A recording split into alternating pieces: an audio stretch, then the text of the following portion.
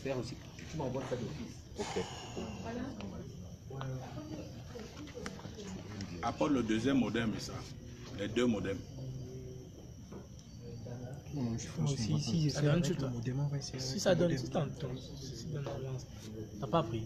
Ça s'est encore coupé tout à l'heure. Qu'est-ce qui se passe? La connexion, c'est la connexion, non, ou bien les gars signalent. C'est même pas la connexion. Les gens signalent. Les gars signalent la vidéo. Vrai. Bon, maintenant que moi je prends. Les deux modems sont hauts. Nous pouvons penser que le deuxième Bon, modem. chez moi ça marche. Ça veut dire qu'on signale pour vous. On signale pour nous. On signale pour vous. On signale. Ça vient. Ça arrive, ça vient Ça vient déjà. C'est bon. Ça vient. C'est avant. On y va donc. Allons-y vite, gagnons le temps, gagnons le temps. Oui. Oh monsieur, regarde. J'ai mis ma main. Je te donne ça.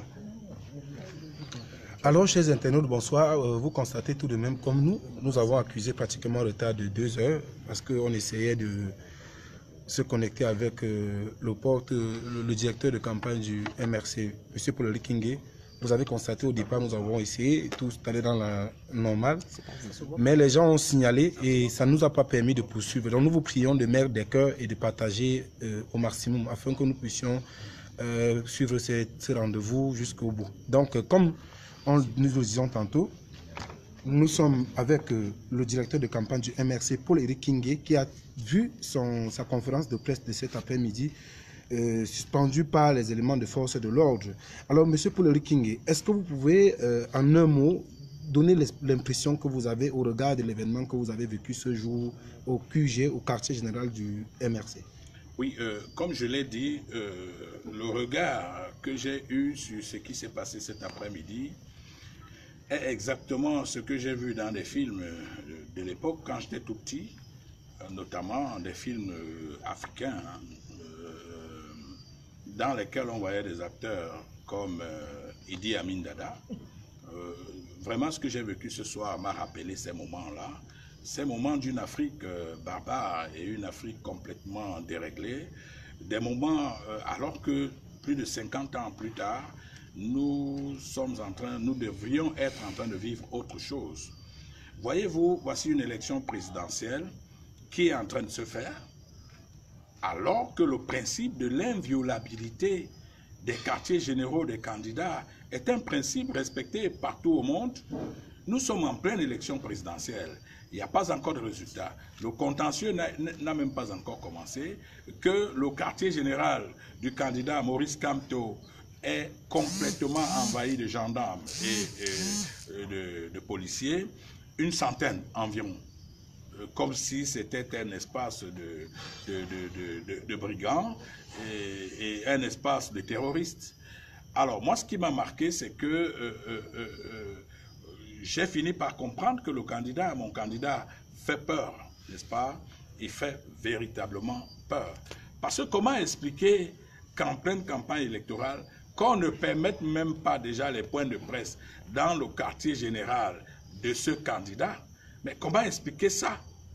Souvenez-vous qu'il y a quelques jours, je crois il y a 48 heures, un candidat avait appelé ses partisans à être debout et prêts à descendre dans la rue.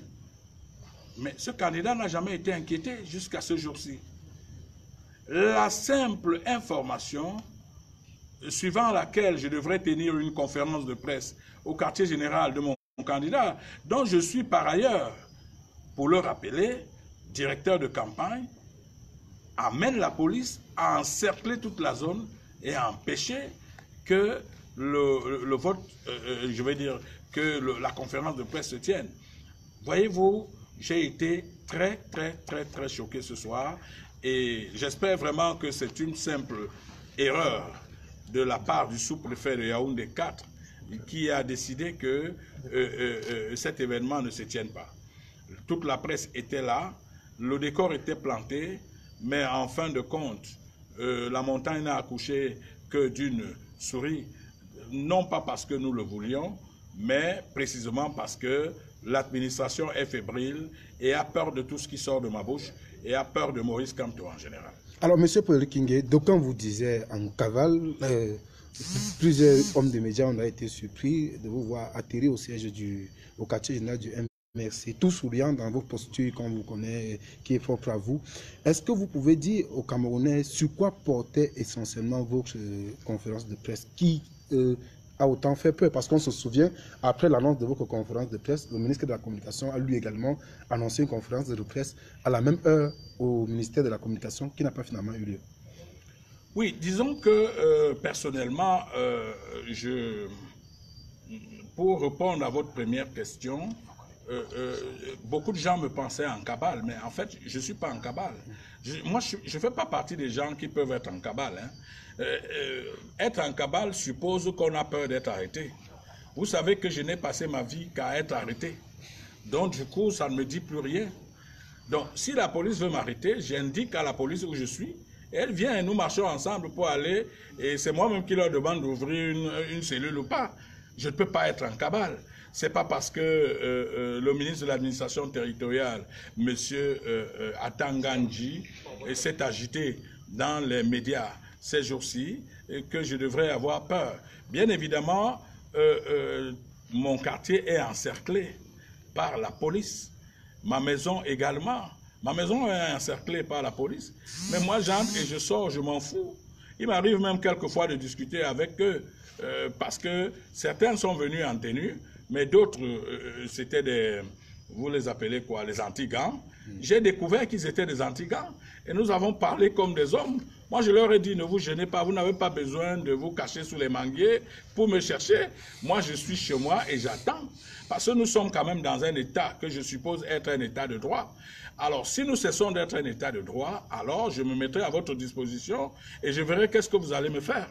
Et je voudrais dire que je suis directeur de campagne d'un candidat et du principal challenger de M. Biya.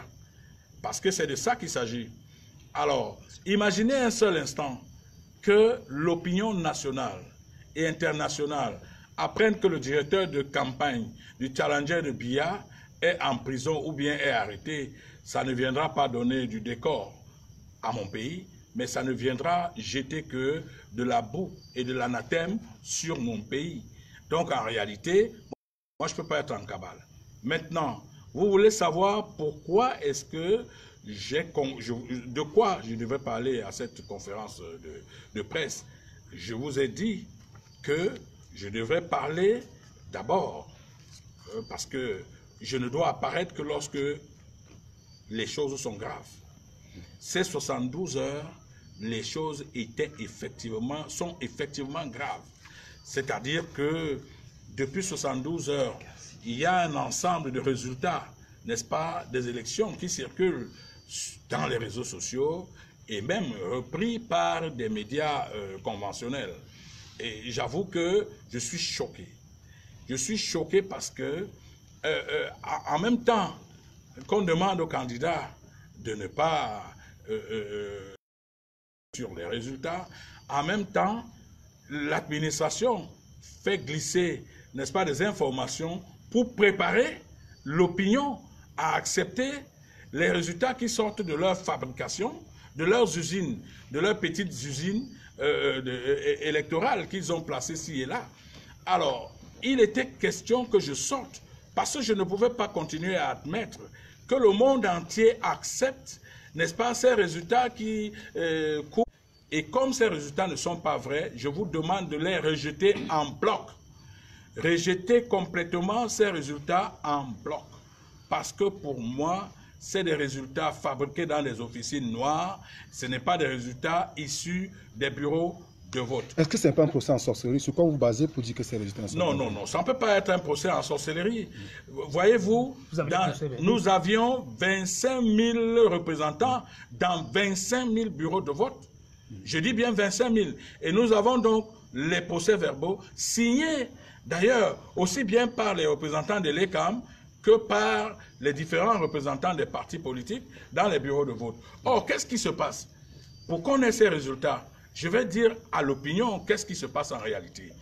Après l'élection, dans les bureaux de vote, on a donné des résultats. Et les résultats ont été rendus publics. C'était un raz-de-marée général sur l'ensemble du territoire camerounais. Et d'ailleurs, dans une très bonne partie de la diaspora. Le professeur Kamto a eu les meilleurs scores possibles La majorité des bureaux de vote, hormis, bien évidemment, certaines parties du sud du Cameroun. Ça aussi, ça peut se comprendre. Souvenez-vous que le mentor d'un candidat déclarait dans une chaîne de télévision hier qu'il a constaté que dans son village, même sa grand-mère qui était décédée a voté. Son papa qui était mort depuis des années a voté. C'est ce qui s'est passé au sud du Cameroun. Bon, le sud pour moi étant un peu négligeable en termes de nombre de votes, nous ne pouvions donc pas accepter qu'une telle forfaiture soit montée pour démontrer qu'à l'ouest, qu'à l'extrême nord, qu'au nord, qu'à l'est et partout ailleurs, le RDPC a gagné. Ça, on ne pouvait pas l'accepter. Qu'est-ce qui s'est donc passé? Parce qu'il est important que les gens sachent qu'est-ce qui se passe pour les votes au Cameroun. Après dans les élections du 7, le lendemain, les différentes commissions départementales ont décidé de siéger, comme le prévoit la loi, comme l'indique la loi. Alors, les commissions siègent sur la base des PV venus des différents bureaux de vote. Mais alors, qu'est-ce qui nous a marqué le plus ici? C'est que chaque fois que les commissions départementales faisaient leur rapport, elles ne faisaient plus signer ces rapports par les représentants des partis politiques. Seul, en général, le président de la commission départementale signait le rapport. Ce qui est en soi une véritable tricherie.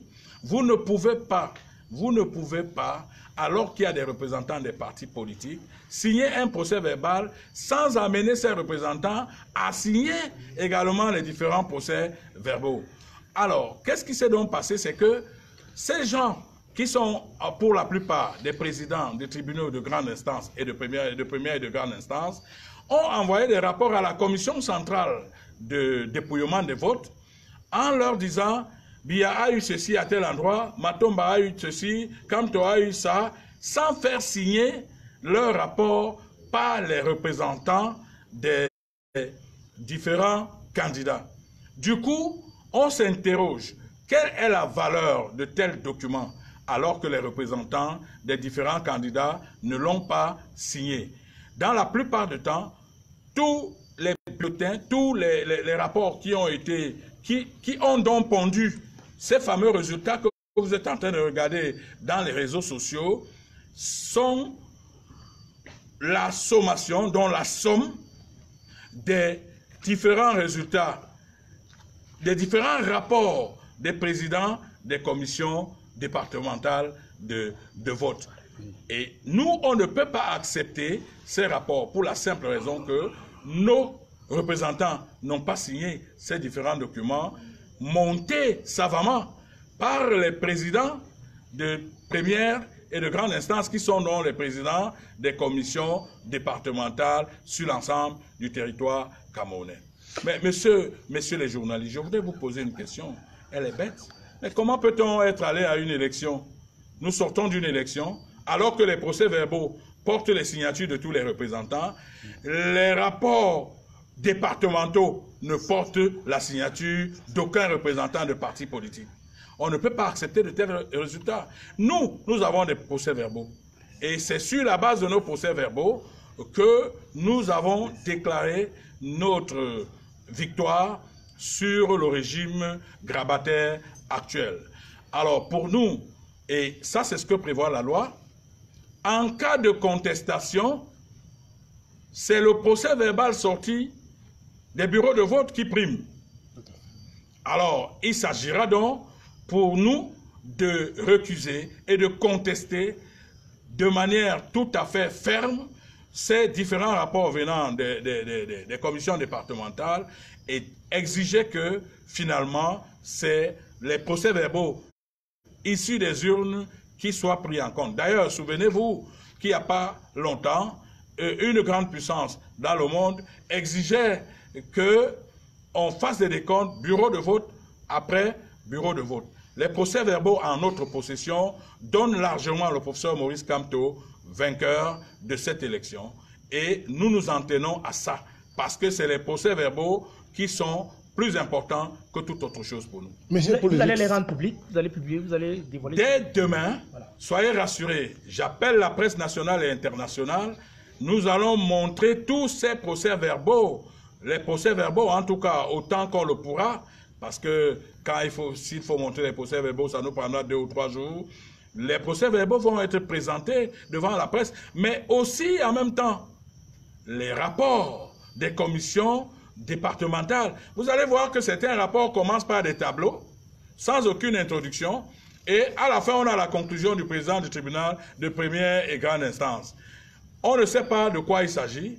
Vous allez voir d'autres rapports qui ne sont même pas du tout signés, même pas par le président de la commission départementale. Et c'est ça qu'on nous impose, et c'est ça qu'on veut que nous acceptions comme résultat. Moi, je dis, on n'acceptera jamais ça. Bien. Maintenant, quel regard portez-vous sur les formes de menaces qui sont faites depuis ces derniers jours par le ministre de l'administration territoriale, Paul Atanga? Pour nous, pour moi, le ministre de l'administration territoriale est un agitateur. Et quand je le vois, quand je le regarde, il transparaît dans son regard quelqu'un qui est la face visible d'un complot contre l'État du Cameroun. Le ministre Atanga Ndji me semble être quelqu'un qui est monté pour déstabiliser le pays. Je vous le dis parce que, de mémoire d'homme, de mémoire de Camerounais, j'ai jamais vu ce type de ministre au Cameroun. Je comprends que son comportement peut être un tout petit peu dicté par le nombre d'années qu'il a passé à l'école. Parce que ça aussi, il faut dire merci à Magellan qui a créé l'école. Ça, ce comportement peut être dicté par ce genre, par cette histoire-là. Même par Charlemagne, pardon. Donc, admettons-le honnêtement, moi j'ai vu des ministres de l'administration territoriale qui se donnaient un peu de poids, un peu de kilos. Chaque fois que M. Atanga Ndji sort, regardez bien ses yeux. Vous avez l'impression qu'il est passé par une antichambre avant de venir parler aux citoyens camerounais. Et ça n'honore pas l'État du Cameroun. Pourquoi? Parce que c'est avant tout un ministre de l'administration territoriale. C'est-à-dire que celui qui est chargé de maintenir la paix. Mais un homme qui est chargé de maintenir la paix ne peut pas apparaître aux yeux des Camerounais comme un agresseur, comme quelqu'un qui a passé des mois et des semaines dans une cellule de prison, mais comme un agresseur, comme un vulgaire agresseur. Moi, je dis, c'est incompréhensible et c'est inadmissible. Ça ne fait pas honneur à notre pays. Le président Paul Biya Sol sait pourquoi il l'a nommé. Parce qu'en réalité, nommer un personnage comme celui-là pose forcément un problème. Je dis que ça ne vend pas l'image du Cameroun. Pour votre gouverne, j'ai discuté avec une journaliste d'un journal célèbre dans le monde, basé en France, qui est au Cameroun, qui m'a dit, j'ai pris part à la conférence de presse de votre ministre, mais j'avoue que j'ai voulu sortir parce que de mémoire de journaliste, j'avais jamais vu un ministre se comporter de la sorte. Monsieur Atanga Ndji menace tout le monde, mais il est même allé jusqu'à menacer mon candidat. Vous voyez, on est dans un pays terrible. Un pays où un ministre de l'administration territoriale, comme Atanga Ndji, peut prendre sur lui d'apostropher un agrégé, un professeur que beaucoup de pays dans le monde sont encore depuis 60 ans en train de fabriquer. Je dis qu'il y a des pays dans cette Afrique qui sont encore en train de fabriquer l'équivalent de Maurice Kamto. Mais nous sommes dans une situation où, alors que nous n'avons pas de manière exacte le nombre d'années du ministre de l'administration territoriale, le nombre d'années passées à l'école, nous n'avons pas de manière exacte sa traçabilité académique. Mais vous voyez ce monsieur, parce qu'il est couvert par un décret du président de la République, prend sur lui de ridiculiser un candidat, et qui plus est, un candidat de grande facture, un candidat de forte épaisseur, comme le professeur Maurice Kamto. Il était donc urgent que je sorte pour rappeler au ministre Atanga Ndji que mon candidat n'est pas un vendeur de soya au quartier.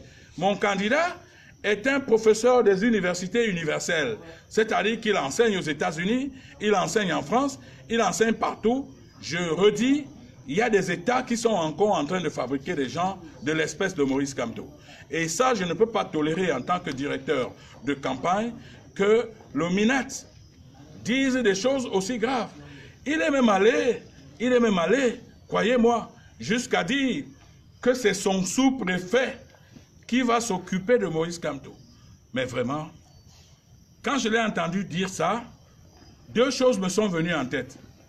Ou alors M. Atangandji a l'équivalence intellectuelle de la fonction qu'il occupe, auquel cas il sait de quoi il parle, ou alors il n'en a pas, auquel cas M. Biya a dû se tromper. Parce que vous ne pouvez pas, alors que vous êtes ministre de l'administration territoriale, dire qu'un sous-préfet va s'occuper d'un candidat. M. Atangandji, pour sa gouverne, et ça il faut qu'il aille lire les cours de droit administratif, un sous-préfet n'a pas de pouvoir pour signer un mandat, n'est-ce pas, un mandat de garde à vue administrative contre quelqu'un. Le sous-préfet n'a pas ce pouvoir. Qu'il soit donc dit à M. Atangandji, peut-être pas des répétiteurs qu'il va prendre ces jours-ci pour le poste qu'il occupe, que seuls les préfets signent donc des mandats administratifs, des mandats de garde à vue administratifs. Mais M. Atangandji ne s'est pas seulement arrêté à ce niveau. Il m'a même menacé, moi. Je dis, ok, moi je suis un prisonnier. Oui, ok, je suis un prisonnier, j'ai mis 8 ans en prison, mais il me semble que c'est mon ancien copain de prison. C'est-à-dire qu'il a aussi mis 8 ans de prison comme moi. Et donc, on peut s'expliquer comme des anciens prisonniers, lui et moi. Mais en réalité, je ne peux pas accepter qu'il froisse un professeur de rang émérite comme le professeur Maurice Kamto. Ça, il était important que je sorte pour faire cette mise au point. Maintenant, je voudrais apprendre à l'opinion nationale que M. Atangandji ne sait pas, pour lui dire de conseiller rapidement à son fils de quitter derrière Kamto, de quitter Kamto. Vous pouvez imaginer ça? Mais quand je regarde le visage de Valsero, ce grand patriote, il se dégage qu'il est quand même majeur. Et qu'un père n'a donc rien à dire à un majeur. Même en pays bêtis. Les Camerounais doivent savoir que M. Atangandji l'a fait il y a quelques heures. Il a appelé le père de Valsero. Alors, lorsque vous ajoutez à ceci le fait qu'il se comporte exactement comme si le Cameroun a commencé avec lui et que le Cameroun va finir avec lui, je voudrais rappeler à M. Atangandji qui a eu des prétentieux et des fougueux comme lui dans le gouvernement de M. Biya en 36 ans. Mais ils sont à Kondengui. Ça veut dire qu'au moment où il se comporte comme s'il est Superman ou Spider-Man, il faut qu'il sache qu'il y a des gens qui se sont comportés comme ça, mais qui sont à Kondengui. Donc, en fait, qu'il fasse très attention, parce que cette fois-ci, il n'a pas affaire à la vingtaine de gars qui l'ont pourchassé dans son village, comme un rat. Il a affaire à un peuple. Il a affaire à 2 millions de Camerounais. Il a affaire à 3 millions de Camerounais. Il a affaire à 5 millions de Camerounais qui, s'ils sont déchaînés, il n'aura plus moyen de faire valoir ses fameux pouvoirs de ministre de l'administration territoriale. Nous, on est un parti, on est une coalition légaliste. On est une coalition responsable. Nous n'avons pas besoin d'appeler le peuple camerounais à la révolte. Si M. Atangandji nous attend sur ce terrain, nous ne le servirons pas. Nous ne lui donnerons jamais cette occasion. Il doit savoir que le peuple camerounais est mature. Et ce peuple défendra son vote. Dès l'énoncé, dès le prononcé des résultats, ce peuple va défendre son vote sans avoir besoin que M. Kamto appelle à la révolte ou M. Paul-Éric Kingin appelle à la révolte. Moi, je n'ai pas besoin d'appeler à la révolte. M. Kamto n'en a pas besoin. Alors moi, je pense qu'il est question que M. Atangandji intègre qu'il est plutôt en train de s'attaquer à des millions de Camerounais. C'est pour ça que je vous ai dit tout à l'heure que quand je vois M. Atangandji, la première impression, c'est qu'il doit être un agent à la solde des gens qui est chargé de déstabiliser le Cameroun. Parce que jusqu'ici, le Cameroun est en paix. Le Cameroun est en paix, malgré nos revendications. Mais voilà un homme qui passe ses journées à menacer les candidats, comme si on se levait un matin pour devenir candidat. Ceci est vrai pour mon candidat, mais c'est aussi vrai pour les autres candidats. Les candidats méritent d'être respectés. Le Cameroun est l'un des rares pays au monde où on ne respecte pas le candidat. Monsieur Cabral Libi mérite d'être respecté. Monsieur Matomba mérite d'être respecté. Le pasteur Ndifort mérite d'être respecté.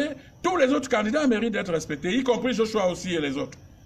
Je ne peux donc pas comprendre qu'un ministre de l'administration territoriale confonde le rôle d'un acteur de karaté dans les anciens films chinois à celui du ministre de l'administration territoriale. Comme il semble donc trop fort et qu'il dit qu'il est trop fort, qu'il nous arrête donc.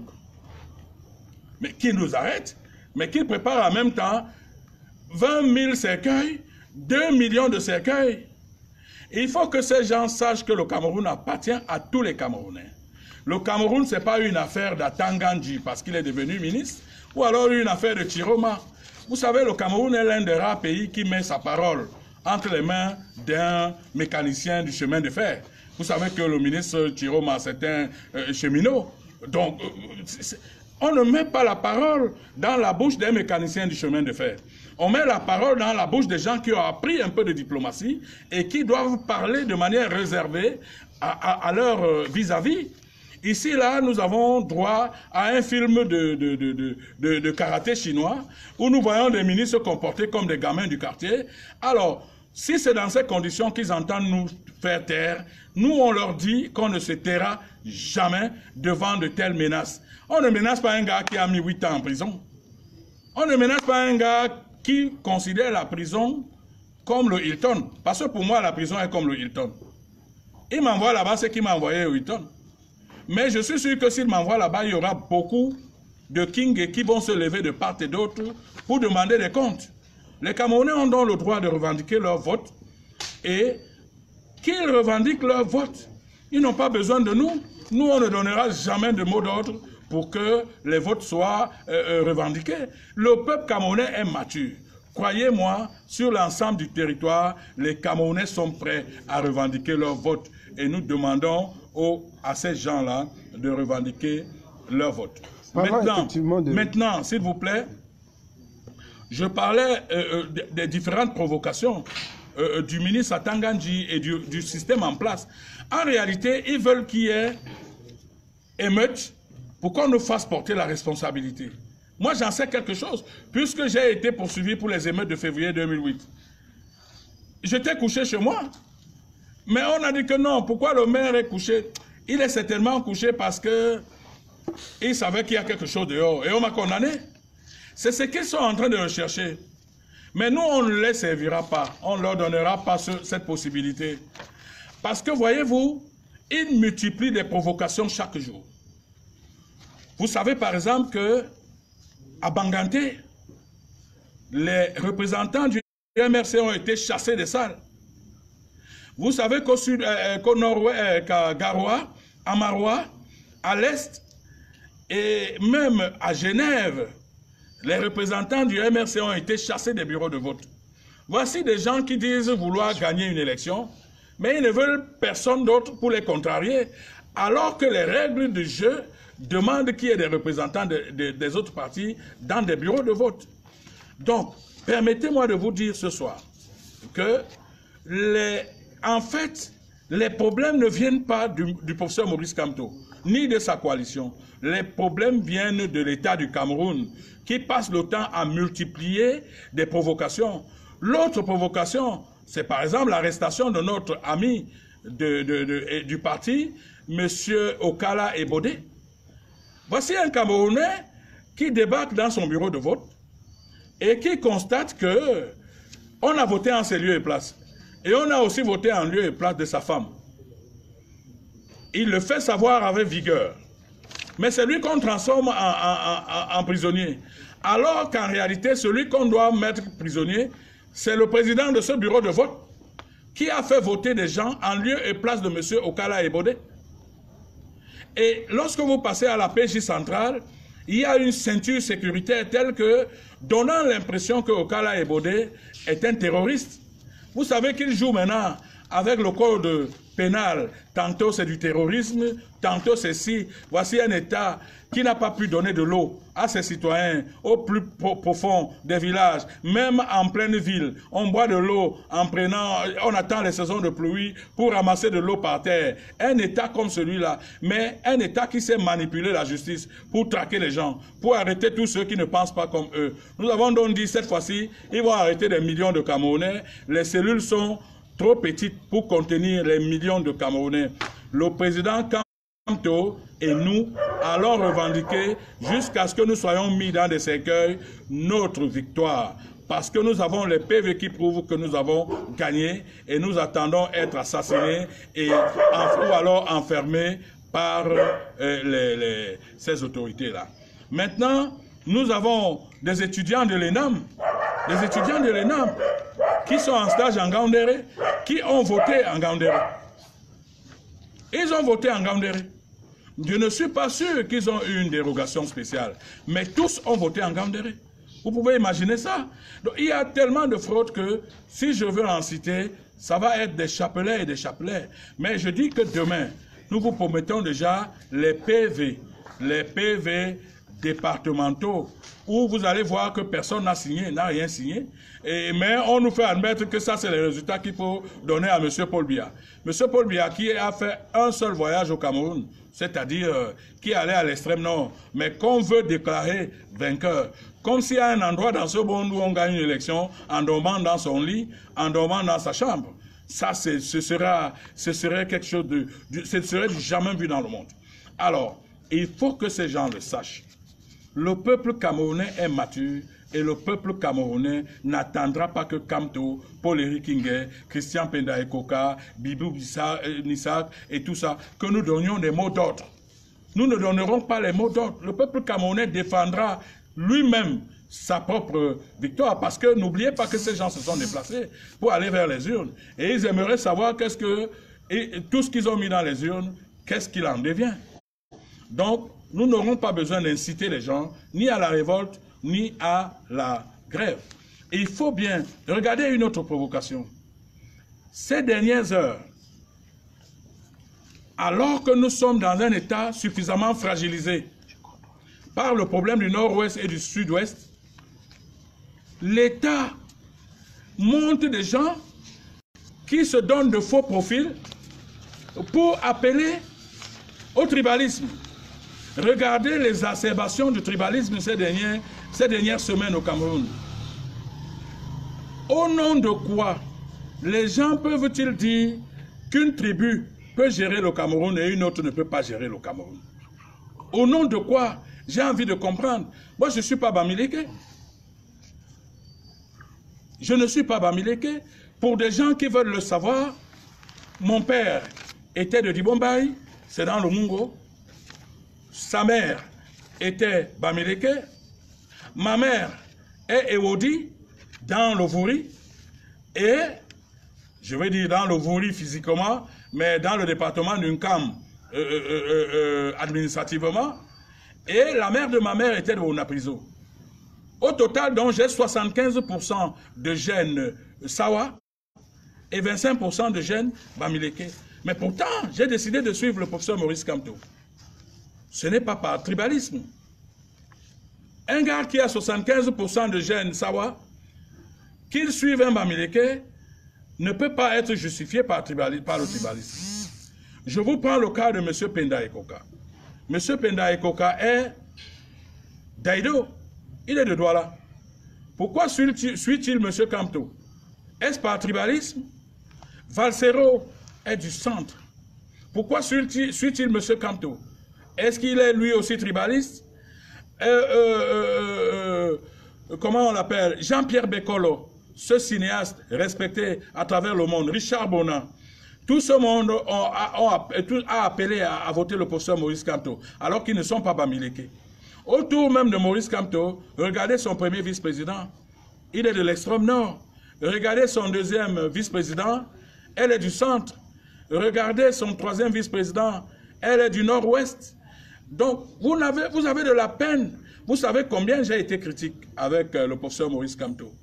J'ai tellement été critique avec lui que les jours que j'ai passés à ses côtés, si ces jours, s'il laissait seulement transparaître un seul instant, le moindre soupçon de tribalisme, je l'aurais quitté. Mais je suis resté à ses côtés jusqu'à ce jour. Parce que j'ai vu un homme pour qui le tribalisme n'a aucune valeur, pour qui le tribalisme n'a aucun sens. Mais regardez comment les gens se mobilisent à travers le monde. Si vous dites à quelqu'un maintenant que quand tu es chez vous, on vous envoie l'armée, vous voyez à quel niveau ce gars a rendu fébrile l'État central, des hommes si forts comme Atangandji qui tremblent. Soyons quand même un peu sérieux. Je dis que nous sommes dans un État où les gens qui nous dirigent doivent faire attention. L'arme qu'ils sont en train de manipuler est une arme fatale qui peut déstabiliser notre pays. Ils n'ont pas le droit de monter des gens au faux profil qui doivent se présenter à chaque fois comme des pourfendeurs d'une tribu. Pour moi, opposer les tribus aux tribus est un jeu très dangereux pour la stabilité de notre pays. Alors, qu'on laisse M. Kamto tranquille. Ce monsieur n'a rien de tribaliste. Ce monsieur, nous tous qui avons décidé de coaliser avec lui, personne de nous n'est Bamileke. Peut-être en dehors de Zongan. Mais ça aussi, c'est normal qu'un Bamileke se rapproche de lui. Mais moi, je ne comprends pas. Au nom de quoi ces gens qui, pendant 36 ans, n'ont pas pu donner l'eau à leur population, ni la lumière, pensent que les autres n'ont pas le droit de diriger ce pays. J'appelle les populations camerounaises, j'appelle le peuple camerounais à ne pas suivre ces gens-là. En fait, leur problème est de masquer leurs échecs. Ils ont échoué et ils n'ont pas le droit de manipuler l'arme de la tribu. Parce que l'arme de la tribu peut nous verser dans une guerre comme celle du Rwanda. En tout cas, pour ce qui est de la coalition autour du professeur Maurice Kamto et de Maurice Kamto et de moi-même, nous sommes contre toute forme de tribalisme. Maintenant, les oiseaux de mauvais augure qui naissent de part et d'autre par de faux profils, à travers de faux profils, et quelques-uns même se faisant passer pour des intellectuels, que moi j'appelle vraiment des pseudo-intellectuels, et qui agitent la toile sur des questions de la tribalité, il faut qu'ils fassent très attention. Ce pays, si M. Biya et son régime ne les jugent pas, l'histoire les jugera. Parce qu'on ne joue pas avec l'histoire. L'histoire finit toujours par nous rattraper dans nos bêtises. Moi, je pense que j'ai rencontré un professeur, quelqu'un de très bien, quelqu'un qui a enseigné les gens de toutes les nationalités et de toutes les tribus, quelqu'un qui aurait dû, par sa fonction, qui doit par sa fonction enseigner les gens sans savoir qui est-ce qu'il est en train d'enseigner. J'ai rencontré un professeur, quelqu'un d'assez épais. Monsieur Kamto, vous ne l'entendrez jamais parler des affaires de tribu. D'ailleurs, pendant les meetings, il passait le temps à demander est-ce qu'on choisit d'être né là où on est né? On ne choisit pas d'être né là où on est né. Et le professeur Kamto est même allé loin pour dire que s'il y avait un concours pour devenir Bassa, Betty, Ewondo ou je ne sais pas quoi, il aurait lui aussi fait ce concours pour changer de tribu de temps en temps. Donc, quand quelqu'un tient un tel discours, il est sincère. Il est véritablement sincère. Je vois des gens qui se disent, qui se font passer pour des intellectuels camerounais, qui agitent la toile. Il faut qu'ils arrêtent ça. Il faut qu'ils arrêtent ça. Il faut vraiment qu'ils arrêtent ça, parce que le Cameroun n'a pas besoin de ça. Le Cameroun a besoin d'un État uni. Le Cameroun a besoin d'un État où chacun et chacune se sent concerné par la nation. Le président Amadou Ahidjo s'est évertué à construire cette nation. Le régime de M. Biya a brisé complètement cette nation. Aujourd'hui, nous savons qui est du sud-ouest, qui est du nord-ouest. Nous savons qui est Betty et qui est du nord. Nous, on a grandi, on ne savait pas des choses comme ça. Parce que le président Amadou Ahidjo avait réussi à bâtir un État où nous ne savions pas. Moi, je suis né, par exemple, à Douala. Mais j'ai grandi à Pendja. Je suis né à Douala où j'ai passé 15 jours après ma naissance. C'est-à-dire ma mère m'a ramené à Pendja et j'y ai grandi. Mais derrière moi, c'est des Bamileke. À côté, de l'autre côté de la route de chez moi, c'est des Mbang, c'est-à-dire des gars d'une camp. À côté de moi, c'est des Bandem, des gens de tribus différentes. Nous avons grandi sans connaître ces différences. Mais le régime actuel vient exacerber cette affaire de tribalisme. Il faut qu'ils arrêtent ça. Tout ce qu'on leur demandait, c'était de donner l'eau aux populations camerounaises. Tout ce qu'on leur demandait, c'était d'arranger les routes. Regardez, est-ce que vous savez, cher monsieur, que la plus grande escroquerie du siècle s'est faite au Cameroun? C'est-à-dire qu'un pays où le président vous dit d'attendre 2035 pour faire le bilan de ce qu'il a fait. Entre-temps, sa fille paye les taxis de 200 €, de 200 $. Eux-mêmes, ils mangent, ils se construisent de grandes maisons. Mais ils vous disent que non, en 2035, laissez-nous d'abord manger, on fera le point avec vous en 2035. Alors qu'il sait pertinemment qu'en 2035, il sera entre 102 ans et 105 ans. Donc il ne sera même plus là. C'est la plus grosse escroquerie qui puisse exister dans ce monde. Regardez tout ce que vous appelez comme projet structurant. Aucun n'a abouti jusqu'à ce jour. Ces gens volent comme des souris. Ces gens volent comme des rats. Et quand ils veulent masquer, n'est-ce pas, leur faiblesse, ils agitent l'arme du tribalisme. Les Camerounais n'ont pas le droit de les suivre dans cette histoire. Qu'ils laissent les chefs traditionnels, au lieu de continuer à les agiter comme ils sont en train de faire ces jours. Quand vous ouvrez un journal de CATV, on vous montre les chefs traditionnels Sawa, les chefs traditionnels du Nord, qui disent non à Maurice Kamto. Est-ce que les chefs traditionnels ont le droit de dire non à un citoyen camerounais? Le citoyen Kamto a aussi le droit d'être candidat. Et il a été candidat, et il a été largement plébiscité. Mais qu'on ait peur qu'un Bamileke arrive au pouvoir relève à la limite pour moi de la provocation. Ça relève de la sorcellerie. Eux, ils ont mis 36 ans au pouvoir. Qu'ils permettent également aux autres de changer. On a envie de voir l'expertise de chacun, les capacités de chaque tribu. On a envie de voir ça. Souvenez-vous que le professeur Joseph Ona, dans l'une de ses sorties il y a quelques années, disait que pour lui, le pouvoir devrait même être aller d'une région à une autre. Devrait même être rotatif.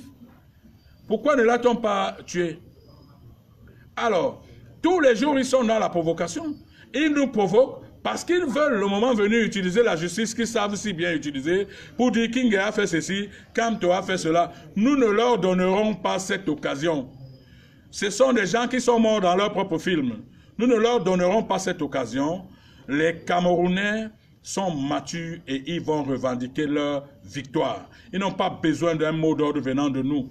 Monsieur Kamto a gagné l'élection et on s'en tient là et ce sera ça jusqu'à ce que Monsieur Atangandji aligne 2000 cercueils pour nous enterrer, Kamto et moi, ou alors 2 millions de cercueils parce que ces millions de personnes qui ont voté pour Monsieur Kamto leur demanderont leur vote. Parce que ces gens ne sont pas prêts à laisser leur vote s'envoler.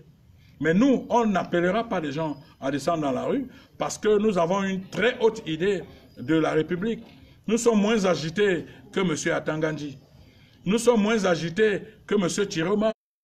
Alors, vous faites là une précision que nous attendions tous, le fait de ne pas appeler les gens à aller dans la rue. Et quel est le dernier recours au cas où votre bourreau à cette étape où le contentieux post-électoral démarre demain, votre bourreau que nous n'avons pas cité, le Conseil constitutionnel, quelle est l'étape que vous avez prévue? Non, je ne peux pas dévoiler l'étape ici. Mais les Camerounais se rendront à l'évidence que nous ne laisserons pas notre victoire être volée. Croyez-nous, nous allons continuer. Les Camerounais se rendront à l'évidence qu'on peut avoir volé le vote de M. Froundi. Peut-être parce qu'il était entouré à l'époque de quelques gens qui n'avaient pas la texture qu'il fallait. Ils ont affaire cette fois-ci aux gens, au cerveau. Nous, on est des cerveaux. M. Mouna est un cerveau. M. Kamto est un cerveau. Valsero, c'est un cerveau. M. Pendaï Koka, c'est un cerveau. Le jeune Bibou, c'est un cerveau. Moi-même, je suis un super cerveau. Il faut que les gens fassent très attention. Ils ont affaire aux garçons.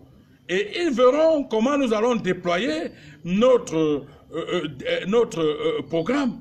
Nous allons déployer notre programme de manière à faire comprendre au monde entier que ces gens sont illégitimes et ils n'ont pas le droit de continuer à diriger les Camerounais. Soyez patients, c'est une question d'heure. C'est une question d'heure. Laissons nos avocats aller plaider demain, parce que le contentieux va être plaidé demain. Laissons nos avocats, nous avons une équipe choc d'avocats qui sont en train de travailler pour aller plaider demain. Mais je voudrais que tous ceux qui ont voté pour Maurice Kamto soient rassurés que nous ne baisserons pas les bras jusqu'au dernier moment. Moi, j'attends que M. Atangandji vienne m'arrêter. J'attends que tout ce monde-là vienne m'arrêter. Moi, j'attends. Je continue à attendre à être arrêté. Parce qu'il faut qu'ils sachent que le Cameroun ne leur appartient pas et que le Cameroun appartient à tous les Camerounais. C'est un héritage commun. Le monde entier a envie de voir comment Paul Biya a arrêté son principal opposant et son directeur de campagne et ses collaborateurs. Le monde entier a envie de voir ça pour finir donc par classer le Cameroun dans le registre des pays les plus sombres au monde. Nous, on est prêts. On est prêts à donner nos vies pour ça. Donc, qu'ils soient rassurés, les intimidations de M. Atangandji ne nous impressionnent pas. Vraiment, il faut qu'on aille lui dire que quand il s'agite là, en ouvrant les yeux grandement, dans le canal 2 et partout là, vraiment, il ne nous fait pas peur. Il aurait fait ça à un villageois, dans un village là, que oui. Mais il faut qu'il fasse attention. Là, il est en train de s'amuser avec des millions de Camerounais, non plus avec les 20 gars qui l'ont chassé de Bamenda comme un rat. Il faut qu'il fasse très très attention, parce que ça ne va plus être les 20 gars qui l'ont pourchassé comme un rat. C'est la nation tout entière. Et la nation tout entière veut les voir nous arrêter. Qu'ils nous arrêtent parce que nous avons été concurrents à M. Biya. Et l'histoire retiendra qu'ils nous ont arrêtés parce qu'on a été concurrents à M. Biya. Et les gens là doivent apprendre à avoir honte. Il faut qu'ils apprennent à avoir honte. L'histoire les jugera. Mais en attendant que l'histoire les juge, nous leur résisterons jusqu'à ce qu'ils nous mettent dans des cercueils. Ça, qu'ils soient rassurés. Ça, je parle là au nom de la coalition de Maurice Kamto. Je n'ai pas improvisé cette réunion. Je parle là au nom de cette coalition. Qu'ils soient rassurés, nous leur résisterons jusqu'à la dernière seconde. Et qu'ils nous croient, la résistance sera farouche. Elle sera farouche. Elle ne sera pas armée, mais elle sera farouche. Elle sera une résistance des hommes intelligents, mais des gens, des républicains également. Mais cette fois-ci, ils trouveront des républicains véritablement farouches sur leur chemin. Ils peuvent s'agiter, ils peuvent préparer le chemin à un président qui fait à peine 7 minutes de discours maintenant. Oui, mais nous attendons. M. Biya a dit au monde entier qui voudrait qu'on garde de lui le souvenir de l'homme qui a apporté la démocratie dans ce pays. Peut-être qu'en nous tuant tous, on gardera donc de lui le souvenir de l'homme qui a apporté la démocratie dans ce pays. Nous attendons donc qu'il devienne trop démocrate en nous tuant tous, comme le propose le Pomain, son ministre de l'administration territoriale. Mais je suis convaincu quand même d'une chose, que M. Atangandji doit certainement embarrasser beaucoup de pontes du RDPC. Parce que moi, j'ai été dans le RDPC un peu. Je sais que c'est des gens qui n'ont pas de tempérament. Beaucoup sont des voleurs. Hein. C'est des voleurs à 97%. Ça, croyez-moi, les gens du RDPC. Mais ce n'est pas des gens au comportement rugueux et même au comportement barbare, comme celui qu'affiche monsieur le ministre de l'administration territoriale. Bon, comme je l'ai dit au début, il peut s'avérer que son comportement se justifie par le nombre d'années qu'il a passé à l'école. Hein. Donc ça aussi, je le dis clairement, sans embâche. Je ne sais pas combien d'années il a passé à l'école, je ne veux pas le juger, mais je dis qu'en général, l'école est bien. En général, l'école est bien. Et comment on l'appelle, celui qui a créé l'école là, Charlemagne a bien fait de créer l'école. Parce que l'école sait nous polir. L'école sait nous faire des finitions dans nos comportements. Mais là-bas, je semble ne pas voir de très belles finitions. Et je dis donc que nous attendons notre mort. J'appelle le peuple camerounais à être à l'écoute et à voir comment on veut nous tuer. Et à voir comment on veut nous arrêter. Et il faut que ce peuple entende qu'on veut nous arrêter. Et que donc ce peuple se dise, le moment venu, vous arrêtez ces gens-là, vous allez nous arrêter tous. Alors, Paul-Éric Nguyen, s'il n'y a pas lieu de craindre une crise post-électorale, si jamais le Conseil constitutionnel rend public les résultats qui ne rencontrent pas l'assentiment. Je vous ai dit qu'en ce moment, vous parlez de craindre une crise post-électorale. On en est, on y est en plein. On y est complètement. À partir du moment où vous nous donnez les procès-verbaux départementaux qui ne sont pas signés, ça ouvre la voie forcément à une crise post-électorale. Nous disons que nous sommes dans la crise post-électorale. La différence entre nous et les autres va être que nous n'importerons pas les armes, mais nous les laisserons tirer sur nous avec leurs armes. Parce que, voyez-vous, je l'ai dit, ils sont dans la provocation au jour le jour. Parce qu'ils cherchent déjà des boucs émissaires. Mais nous, on a refusé de leur servir sur un plateau en or. Nous voudrons qu'ils viennent nous arrêter alors qu'on n'a rien fait. Mais il est quand même important que je rappelle qu'ils ne sont pas des Spider-Man. Ils ne sont pas des Superman. C'est des êtres humains. Et puis même l'État est justiciable. J'espère que vous savez que j'ai fait condamner l'État du Cameroun 2 fois. L'État est justiciable. Il faut que les gens fassent très attention. Parce que quand ces gens se comportent là, ils donnent l'impression que le Cameroun est un no man's land. Moi, j'ai vu les États les plus résistants dans ce monde, comme la Birmanie, où même le sous-préfet était colonel. J'ai vu ces États-là être réduits devant la communauté internationale. Le Cameroun n'est pas une île. Le Cameroun est dans le globe. Et chaque acte que l'État camerounais va poser sera répercuté avec des cymbales, fortement, à l'extérieur. Parce que le monde est en train de nous regarder. Sachez que les États-Unis nous regardent, l'Allemagne nous regarde, tout le monde nous regarde, même si la France fait semblant de ne pas nous regarder. Mais lorsqu'elle va voir notre résistance jusqu'au bout, elle sera dans la triste obligation, elle aussi, de se réveiller pour regarder le Cameroun. Parce que nous ne laisserons pas les imposteurs continuer à faire souffrir notre peuple pendant 7 ans. Ces gens-là veulent nous jeter dans une guerre civile parce qu'ils l'ont déjà commencé depuis le nord-ouest et le sud-ouest. Ils veulent complètement embraser le pays parce que nous leur avons demandé de partir. Il faut qu'ils partent. Ils n'ont pas été élus. Nous avons des procès-verbaux qui parlent en notre faveur. Et il faut que ces gens partent. Il faut qu'ils partent, qu'ils respectent le verdict des urnes. Le professeur Kamto a demandé au président Paul Biya de passer calmement et démocratiquement le pouvoir, de lui passer démocratiquement le pouvoir. Et d'ailleurs, il a même promis à M. Paul Biya une retraite dorée. Vous savez que, pour ce qui me concerne, si j'étais devenu président de la République, j'aurais fermé les aéroports et arrêté le président Paul Biya.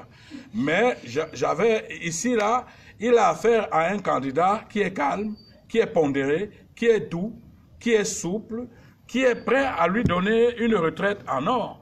Moi, je ne lui aurais jamais donné une retraite en or, parce que lorsqu'un État vous donne 7 années, mais alors 7 ans, fois 6, et que vous trahissez cet État, vous méritez de passer devant un tribunal. M. Biya est là depuis 36 ans, je crois 36 ans, il n'a rien donné à son pays. Le Cameroun a donné à M. Biya tout ce qu'aucun chef d'État en Afrique n'a reçu. On lui a donné la paix nécessaire pour la construction d'un pays, on lui a donné la révérence, on lui a donné l'abnégation, on lui a même donné, il ne restait plus que la canonisation. M. Biya était en voie d'être canonisé. Donc on lui a donné tout ce qu'il fallait pour transformer le Cameroun en Eldorado. Et il n'a pas pu entourer des gens qui passent le temps à s'enrichir illégalement. Moi je dis que si c'est moi qui avais été candidat, au terme de mon élection, M. Biya serait interpellé et toute sa clique, et j'étais en prison. Parce que quand un peuple vous fait confiance, la trahison d'une confiance d'un peuple mérite un jugement. Mais bon, M. Kamto a dit, moi je suis démocrate, je vais travailler avec tout le monde. M. Biya aura la retraite la plus aisée au monde, lui et sa famille. Et même, il est allé jusqu'à dire, ceux-là qu'il appelle même tribalistes, il est même allé jusqu'à dire que même ceux-là qui l'entourent, il ne va pas les poursuivre. Mais au contraire, on devrait plutôt prendre ce monsieur comme un dieu. Parce que je vous dis, moi, je n'aurais jamais fait ce type de déclaration. Donc pour moi, il faut que les Camerounais sachent que Maurice Kamto est une perle que Dieu vient de susciter au peuple camerounais pour 2018. Si nous ratons le coach de faire de lui le président qu'il est devenu à travers les votes, alors soyons rassurés que ça va être très difficile pour notre pays de changer. Nous allons continuer à croupir sous le poids de ces gens qui ont abusé de nos vies, qui ont transformé nos parents en loques humaines, qui ont transformé les jeunes en benskinners, qui ont transformé la jeunesse en colboxeurs et autres. Donc pour moi, je ne veux pas beaucoup plus extrapoler. J'attends que les résultats soient donnés. J'attends voir si le peuple camerounais, dans sa maturité, va revendiquer son vote. Mais nous n'appellerons pas le peuple camerounais à revendiquer son vote. Le peuple camerounais est suffisamment mature. Il va revendiquer son vote. Mais nous, en même temps, nous ferons ce qu'il y a à faire. De toute façon, je vous ai dit que notre résistance sera citoyenne. Elle sera, nous n'avons pas d'armes. Monsieur Kamto ne cache aucune arme. Il m'est souvent arrivé de regarder certains faux profils sur Facebook qui disent qu'il y a des conteneurs d'armes que M. Kamto a importés. Vraiment, je peux vous rassurer que M. Kamto dort chez lui là. Il n'a même pas la torche. Une torche comme ça. Là. Il n'a même pas une torche. Vous vampirisez un être humain pour rien. Vous satanisez un homme aussi saint pour rien. Monsieur Kamto a dit, je suis prêt, n'ayez pas peur. N'ayez pas peur parce que je serai le président des Bamileke, le président des Bétis, le président des Nordistes, le président des Sudistes, le président des Douala. Il a dit, et l'une des raisons pour lesquelles je suis à côté du professeur Kamto, c'est pour l'obliger à appliquer ces promesses-là. Parce que vous savez que moi-même, je suis dur. Si je suis à côté du président Kamto, je serai là pour lui rappeler que, mais monsieur, tu as dit que tu vas être le président de tous les Camerounais.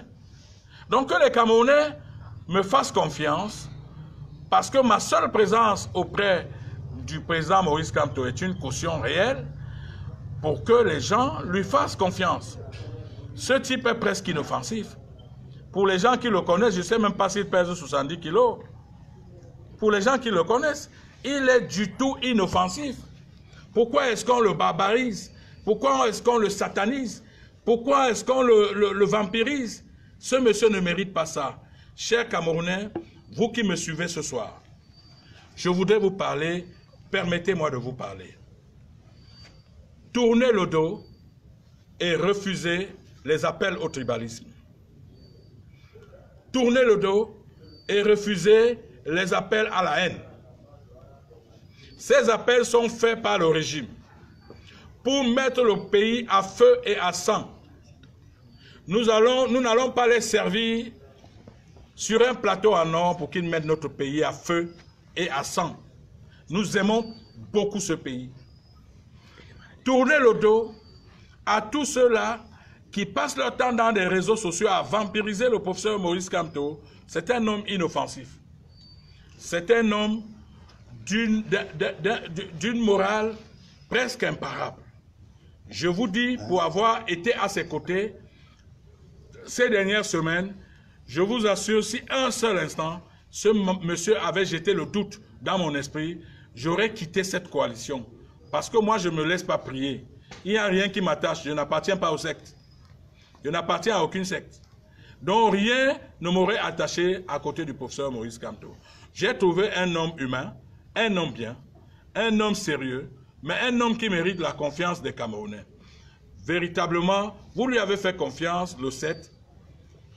Alors, continuez à nous faire confiance. Nous avons décidé de mourir pour vous.